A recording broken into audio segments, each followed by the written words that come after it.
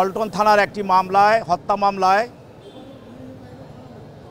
অবৈধ আওয়ামী লীগ সরকারের সাবেক সংসদ সদস্য, অবৈধ সংসদ সদস্য এবং সাংগঠনিক সম্পাদক, আওয়ামী লীগের সাংগঠনিক সম্পাদক আহমেদ হোসেন, যাকে আপনারা সব সময়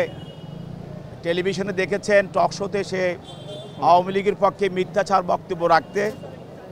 তাকে এবং সদ্য বিদায়ী রিয়ার অ্যাডমিরাল মোহাম্মদ সোহাইল, এই দুজনকে বিজ্ঞ আদালতে তদন্তকর্মী কর্মকর্তা উপস্থাপন করে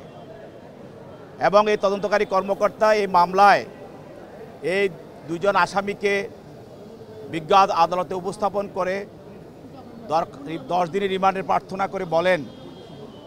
গত 19/7/2024 তারিখে পল্টনে ছাত্র জনতার যে মিছিল হয়েছিল, সেই মিছিলে এবং তাদের হাসিনার পদত্যাগের দাবির যে মিছিল, সেই মিছিলে তাদের গুলি চালিয়ে এই মামলার যে ভিকটিম নবীন তালুকদার তাকে হত্যা করা হয় এবং তার স্ত্রী বাদী হয়ে পল্টন থানায় মামলা করে এবং সেই মামলায় এই দুইজন আসামিকে গ্রেপ্তার করা হয় এবং তদন্তকারী কর্মকর্তা আদালতে বলেন যে এই মামলার প্রাথমিক তদন্তে এই দুইজন আসামির প্রত্যক্ষ সম্পর্ক রয়েছে এবং তাদের নির্দেশে এবং তাদের যোগসাজশে এই হত্যাকাণ্ডটি সংঘটিত হয় এবং তিনি মামলার প্রাথমিক তদন্তে এই আসামিদের বিরুদ্ধে তিনি তথ্য উপাত্ত পেয়েছেন এবং আরও অধিকতর তদন্তের জন্য এবং এই মামলায় আরও কারা কারা জড়িত আছে তাদেরকে বের করার জন্য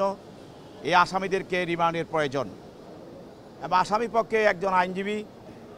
এই রিমান্ড দরখাস্ত বাতিলপূর্বক আসামিদের জামিনে প্রার্থনা করেন। আদালত উভয় পক্ষের বক্তব্য শোনার পর এজাহার এবং রিমান্ডের দরখাস্তের গুণাগুণের উপরে ভিত্তি করে বা পর্যালোচনা করে তিনি আসামিদের বিরুদ্ধে 4 দিনে রিমান্ড মঞ্জুর করেন এবং এই আসামিরা এখন তদন্তকারী কর্মকর্তার হেফাজতে তাদেরকে প্রদান করেন।